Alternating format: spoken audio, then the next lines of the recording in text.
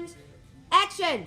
Thousands strong, we came together. Martin Luther King Jr. spoke to us, saying, I have a dream.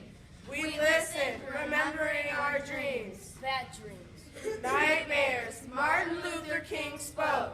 I have a dream that one day this nation will rise up and live out the true meaning of its creed. We hold these truths to be self-evident. All men are created equal. We listen, remembering.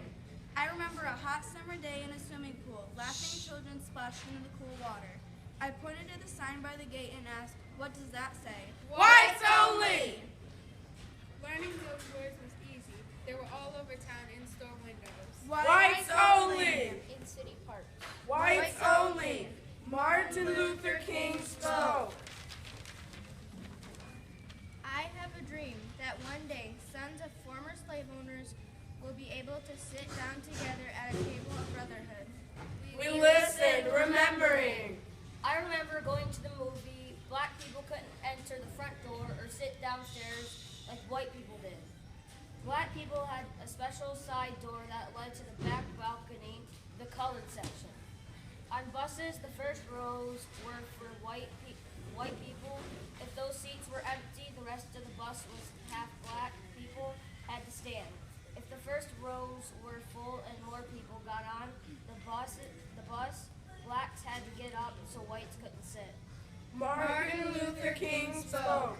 I have a dream that my 4 little children will one day live in a nation where they will not be judged by the color of their skin, but by the content of their character. We listen, remembering. I remember my friend Nancy. Together we searched for caterpillars, looked at picture books, dressed our dolls, giggled. One day they told us, you can't play together. Black children and white children can't be friends. Martin Luther King spoke. I have a dream that one day little black boys and little black girls will be able to join hands with little white boys and little white girls and walk together as brothers and sisters.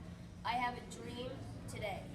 Dr. King led the Montgomery bus boycott. One day, Mrs. Rosa Parks boarded a city bus in Montgomery, Alabama. She was tired. She sat down. Get up, the bus driver said. Give this white man a seat, Mrs. Parks said. No! When Mrs. Parks was arrested, Dr. King told the people of Montgomery that if blacks couldn't ride the bus with freedom and dignity, they shouldn't ride at all.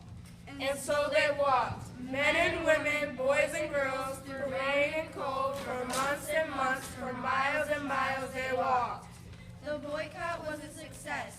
Now blacks and whites ride the buses together as equals.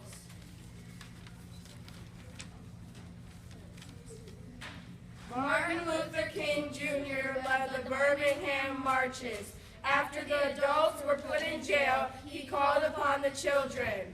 The children marched 1,000 strong. Some were only 6 years old. Police arrested them. School buses carried them to jail. A policeman looked down at one small girl and asked, "What do you want?" She looked at him and said, Freedom! Nothing could stop these children. On the way to jail, they chanted, We want freedom! We want freedom! We want freedom! The children marched, they prayed, they wouldn't turn back. The police, the firemen stood waiting, orders were given. Stop those children any way you can. The police and firemen fell back, and the children marched through. No one stopped them, no one hurt them. The children sang, I got freedom! Martin Luther King spoke, and we listened, for he was saying what we needed to hear. Let freedom ring.